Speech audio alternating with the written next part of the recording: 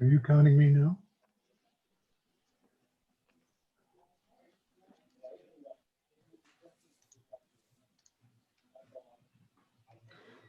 Okay, I'll assume we've started and call a meeting of the Town of Tecumseh Committee of Adjustment for August to be in session. Roll call, I guess all the members are here. All the members that we have are here. I assume, Donna?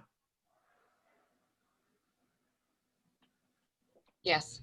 No new members coming, okay. Yeah, not till the new appointments in the fall. Okay, thanks. Is there any disclosure of pecuniary interest for tonight's meeting from the members? Seeing none.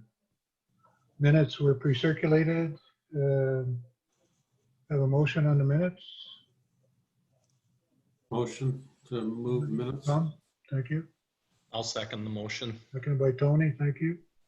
Any addition, discussion, deletion, correction?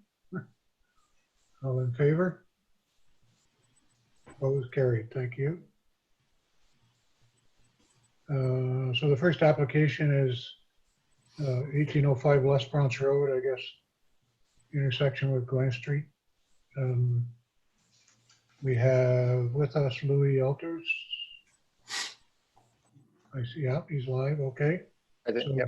Donna, would you read the application, please? Application for consent B0720 Linda Sharon, 1805 West Bronx Road. The purpose of the application is to request consent to sever a residential lot having a frontage of 38.4 meters, 125.96 feet, an approximate depth of 50.6 meters, 166 feet, and a lot area of 1,911.2 square meters, 20,571.96 square feet, identified as Part 1 on the sketch below, outlined in yellow. The proposed retaining lot containing an existing dwelling will have a frontage of 46.6 meters, 152.82 feet, a depth of 50.6 meters, 166 feet, and a total area of 2,388.8 square meters, 25,713.23 square feet, identified as Part 2 on the sketch, outlined in green.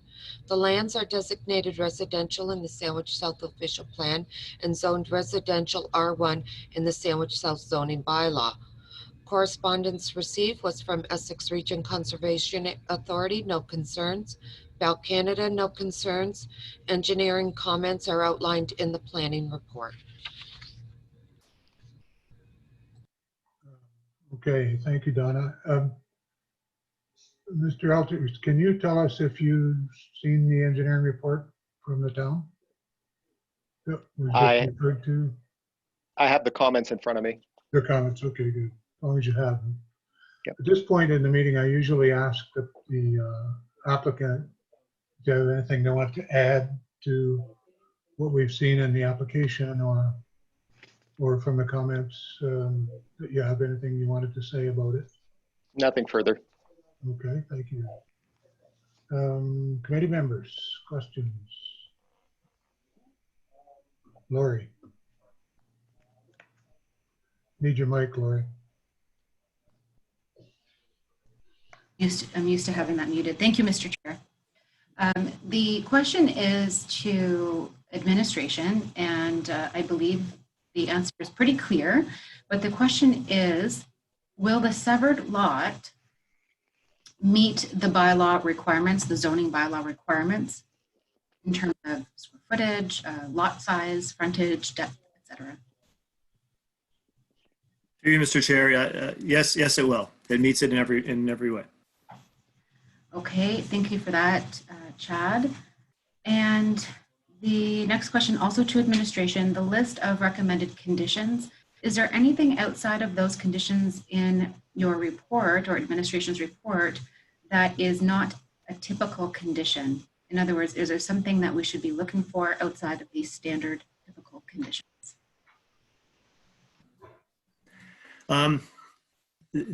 The conditions are fairly standard. The exceptions would be the engineering conditions, which we don't see with every single application, but it's the engineer has asked that the retained lot and severed lot be serviced separately, that there be an access added to the severed lot prior to the severance being stamped, and that there's a demonstration on how stormwater will be handled with respect to the retained lot.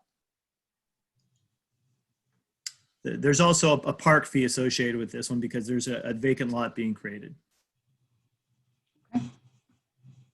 That's it for me, Mr. Chair. Thank you. Okay, anybody else? Chair. Tony?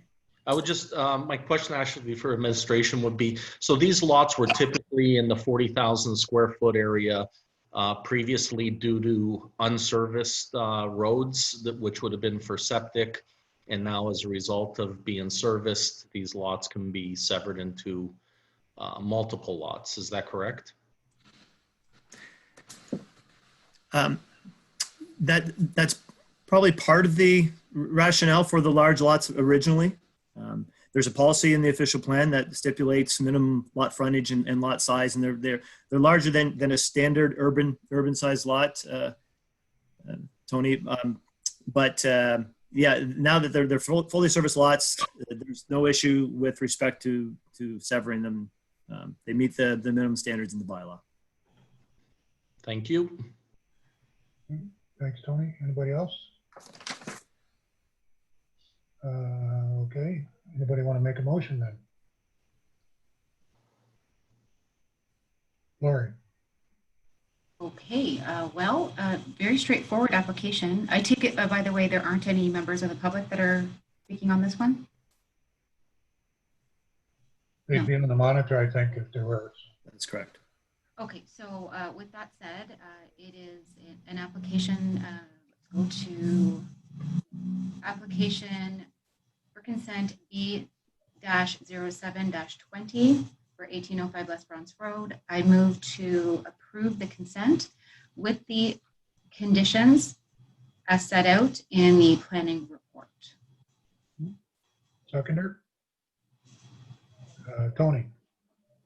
Any further discussion? Seeing none, all in favor? Carried. Thank you. Unanimous.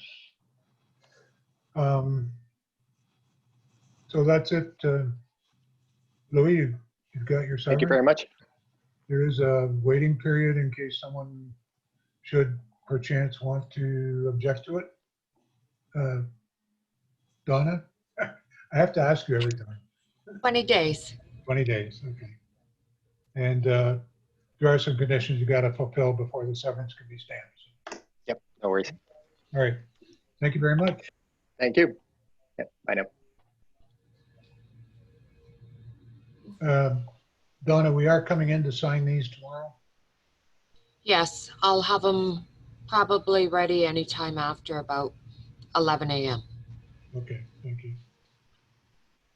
Okay, the next application is for 1242 St. Dennis, Cindy Luchad. I think this is a kind of a technical one, so if you could read it, please. Oh, Application for consent B0820 Cindy Luchad, 12418 St. Dennis Street.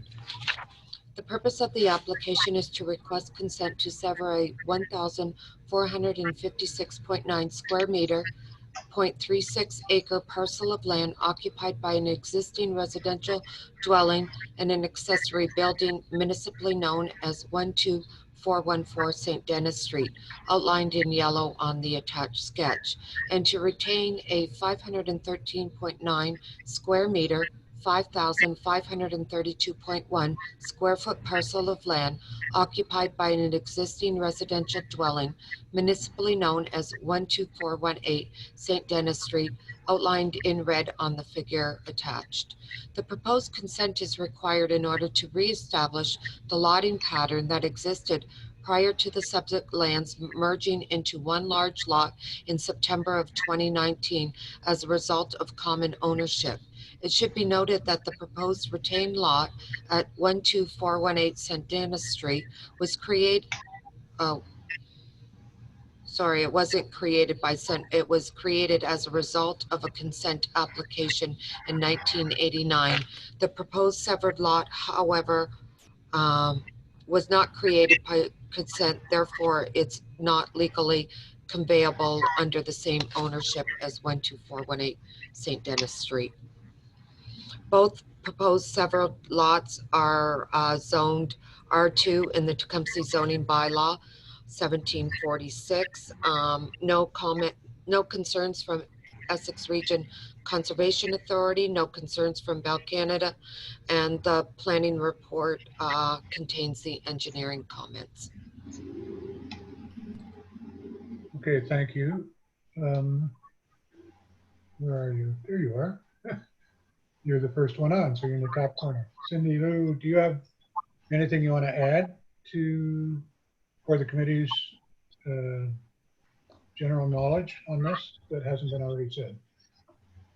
I kind of want to make a comment, I guess, more. I'm just a little bit surprised that my properties were joined. I wasn't aware when I purchased the lot beside me that, because I had bought it for the purpose to sell my house at 12418 St. Denis and then move into 12414 St. Denis. And I had called the town prior to actually taking possession, and I spoke to, it wasn't Dawn, I spoke to a lady at the desk, and she says, no, that my properties would not be merged, because I was made aware that it's a possibility. Nobody said that they were going to be merged. And then she says, you might want to call MPAC. I called MPAC, and MPAC had told me, no, there would be no problems, that if they were going to do anything, it would be 6 months to 2 years before the properties could be merged. So I was always told and under advisement through like the town. I called the town again in February, spoke to a lady there, and she says no, that the property that I purchased 12414 in September of last year, she had said that no, it was still actually under Caleb Lee, who was the previous owner. And so I was like, oh, I said, but I'm the owner. And then she asked me about the roll numbers. So I checked into the roll numbers. So I have 2 separate roll numbers, 2 separate PIN numbers, 2 separate, I pay like water for both properties separate. I never understood that they were going to be merged, because it was never my intentions to keep both the properties. I have them a little bit longer than I'm supposed to have them. My intention was to sell right away. I was notified by somebody who made an offer to purchase my personal property of 12418 St. Denis. And it was her who told me that, oh, you have 2 properties. And then that's how this all came about. So I was a little bit surprised. And it's costing me like a lot of money just to try to have this severed when, the properties haven't changed. Mrs. Locke, who owned it previous to 12414, who lived there, her parents owned the property in 1947, and then when they passed, she took it on, and then she turned 80 and sold it to Caleb Lee.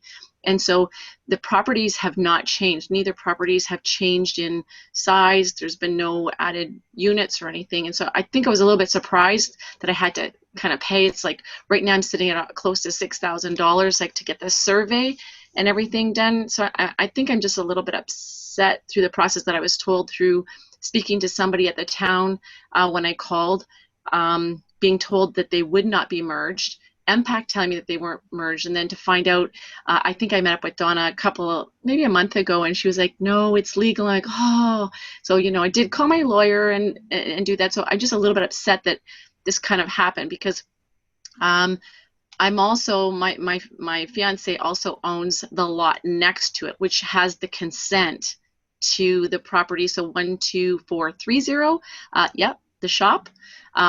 So he owns that, and I think, gosh, I did not, I didn't buy with him, because I don't know what kind of problems I would be in right now. So I just think I'm a little taken aback at how this whole process happened. So it's not really, I guess it's more of a comment that I'm making more than anything to add, but it wasn't my intention to ever keep both properties together or to have them merged. They were always to say as separate properties. Okay, I think we understand when this rule about merging came in some years ago. And Chad, you can maybe comment in a minute about how the merging process actually happens, who actually does it. But there was a lot of this going on, a lot of consternation about it. But I would also think that your lawyer should have been very well aware of it. I'm glad to say that you did talk to a lawyer.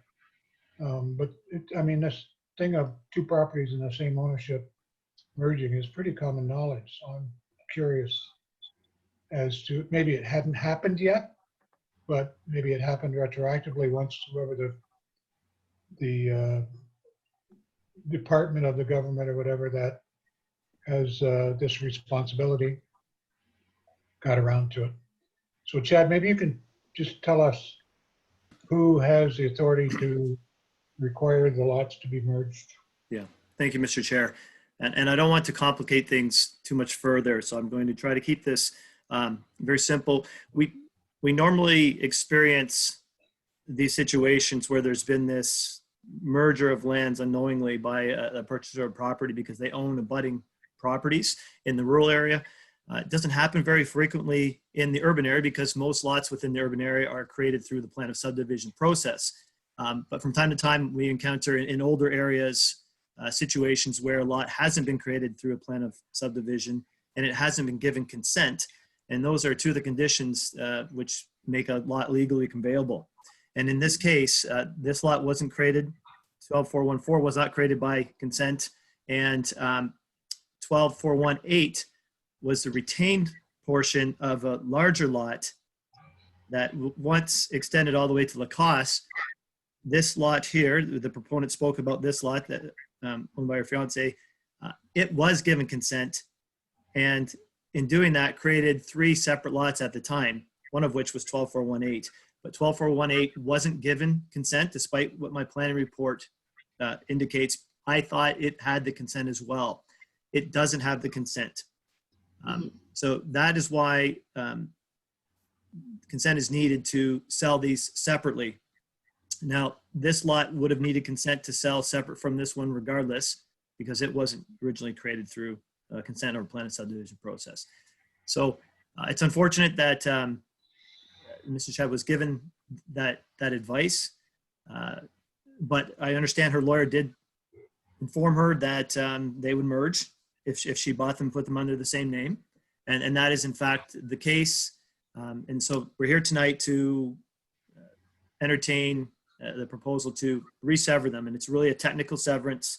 It's just putting the lot lines legally in place that everyone thought were in place all along. Okay, thanks, Chad. Committee have any questions beyond that?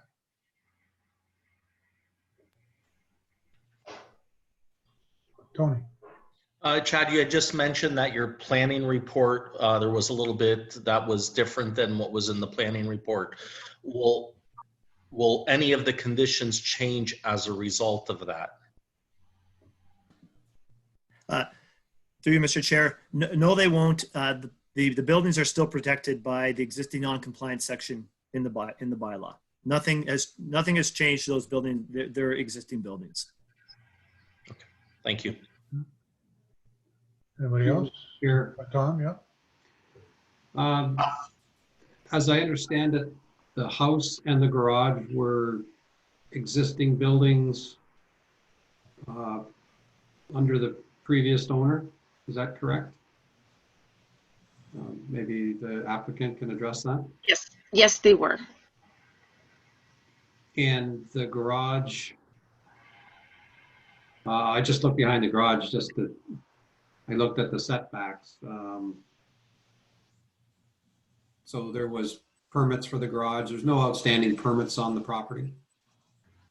There's an outstanding permit right now for the roof.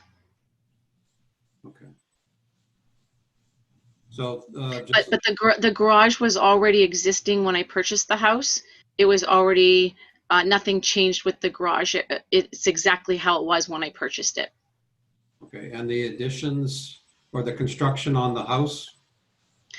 I did, what I did is I added a overhang on the front door, and then I added an overhang over the back of the house, so it changed the slope of the roof slightly. So that required me to have a permit in order to, to have the LVL beams put in.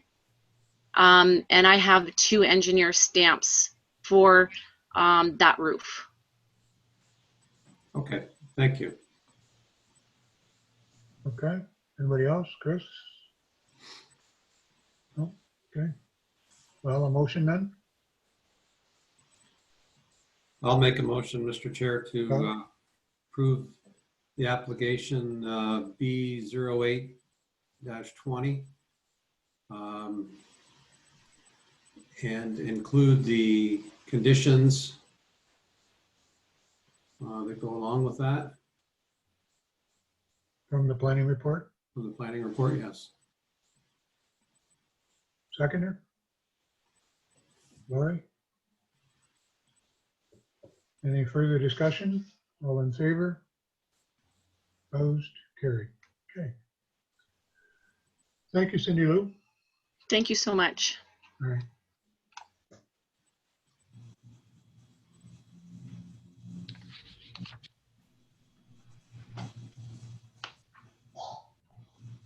So now we have Stefan and Carrie, I believe. But I see a Sarah in there too. Hi there. That's correct, Tom. Okay. You're filling up my screen, you guys. Come on. Okay. You ready, Donna? Yes. Please. Application for minor variance A1220 Skyline Real Estate Holdings, Inc., East Side Southfield Drive. The purpose of the application is to request relief from the following subsections of zoning bylaw 1746. Subsection 8.3.18BI, which permits one continuous building comprising two 4-story apartments connected to each other by a central indoor, sorry, just give me a moment.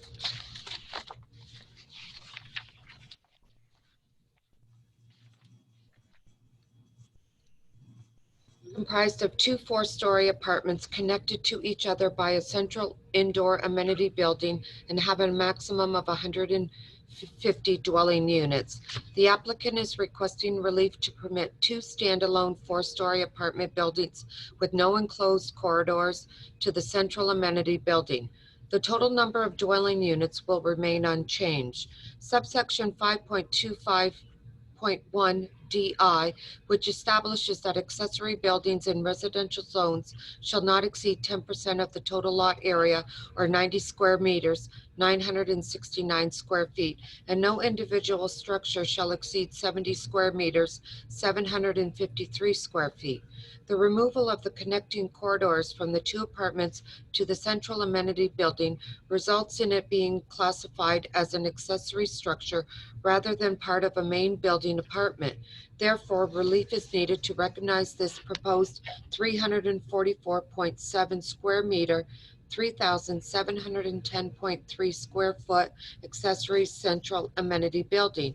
And subsection 5.25.1 EI, which establishes that accessory buildings in residential zones shall not exceed 4.57 meters, 14.99 feet. The applicant is proposing to construct an accessory building, the central amenity building, having a maximum height of 5 meters, 16.4 feet. The proposed height is consistent with the height of the central amenity building that was originally proposed under the original scenario, that it would be attached by enclosed corridors to the 2 apartments. The noted variances are required as a result of a minor structural changes to the design of the proposed apartment development. The original concept proposed 2 apartment buildings connected to a central amenity building by way of an enclosed corridor. By definition, this resulted in the entire development being classified as one large building. However, the applicant has advised that the connecting corridors are no longer being proposed. Therefore, the two apartment buildings and proposed separate amenity building will no longer be connected to each other and thus are classified as separate buildings. It should be noted that the total number of residential units and the height of all buildings will remain unchanged from the original proposed contemplated, as well as all buildings will be in the same locations as originally proposed. The only change to the development will be the removal of the corridors that connected the two apartment buildings to the noted central amenity building. The subject property is designated residential in the Tecumseh official plan and zoned residential R3-18 in the Tecumseh zoning bylaw. No concerns from Essex Region Conservation Authority, and the comments from the engineer are in the planning report. Thank you, Donna. Who wants to be the lead speaker on this? Carrie, is that you? Or Stefan? Yeah, Stefan will have a few words. Okay. Thank you. Good evening, Mr. Chair, members of committee and staff. My name is Stefan Scherbach with Planscape Inc., and we are the planning consultant on behalf of the owners. Obviously, Carrie is here on behalf of the owners and happy to answer any questions related to the proposal. But just briefly, we've read the staff report. We agree with the contents in the staff report. I think the original zoning was just had an unintended consequence with the number of buildings. It's a fairly minor change. Everything that you see there is exactly the same that was originally approved in the official plan amendment and zoning application.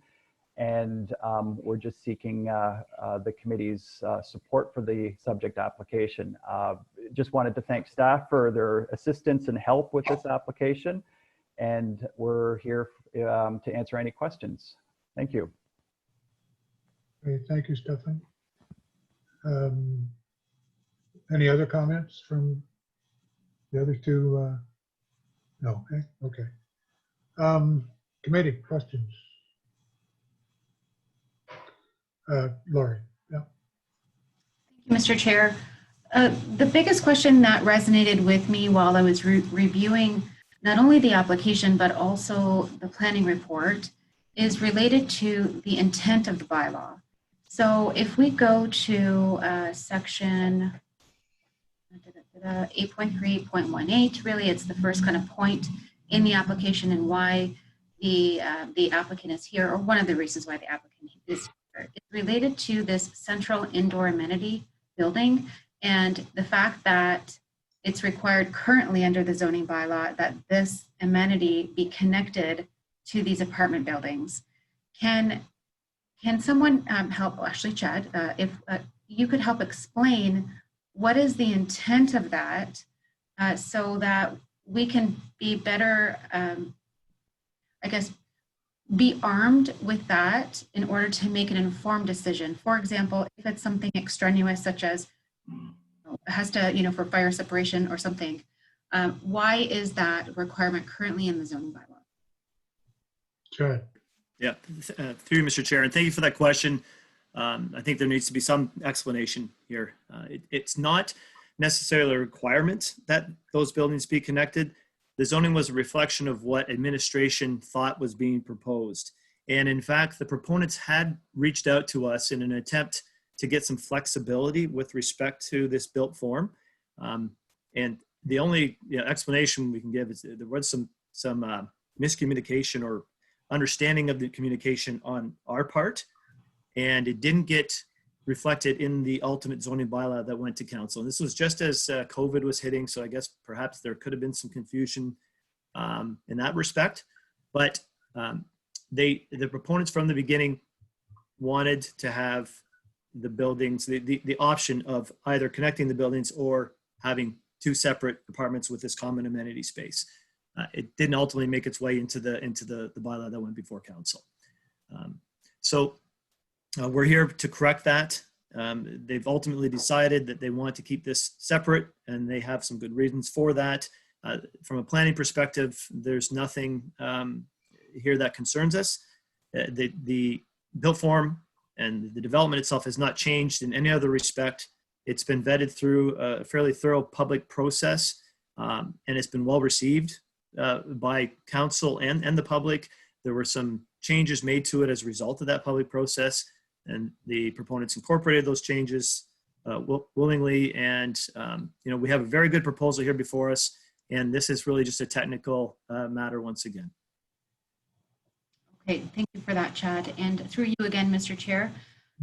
The other questions are more so actually statements are in reference to the minor variances for the other issues related to height and to square footage of the accessory building.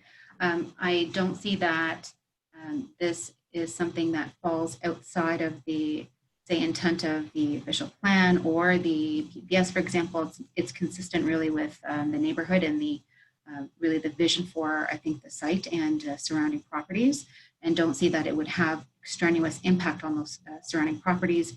Really, my biggest question was there an intent initially?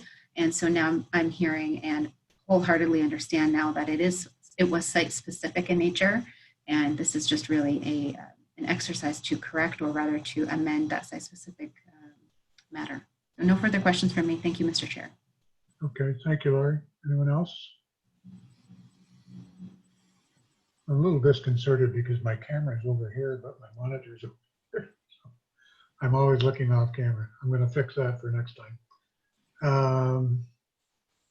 Anyone else? So if no one has any more questions, how about a motion? Laurie. Okay, so for those reasons, in that the minor variance is in keeping with the official plan and the zoning bylaw and has minimal impacts to the minor variances, rather minimal impacts to surrounding properties, and is in keeping with the intent of the official plan, zoning bylaw, and the intent of the surrounding neighborhood. For those reasons, I move to approve application for minor variance A-12-20 for Skyline Real Estate Holdings. And I see there recommended with no recommended conditions. Supported by Tony. Any further comment or question? All in favor?